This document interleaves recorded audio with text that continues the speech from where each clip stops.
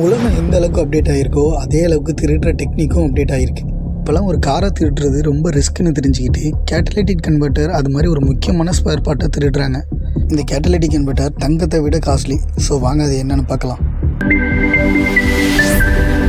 சொல்யூஷனை எப்படி கண்ட்ரோல் பண்ணலாம்னு சயின்டிஸ்ட்டும் கவர்மெண்ட்டும் கண்டுபிடிச்ச ஒரு சொல்யூஷன் தான் கேட்டலிட்டிக் கன்வெர்ட்டர். இது இன்ஜின்லேருந்து வர டாக்ஸிக் கேஸை கன்வெர்ட் பண்ணி அட்மாஸ்பியரில் டாக்ஸிக் இல்லாத கேஸாக மாற்றி தரும்.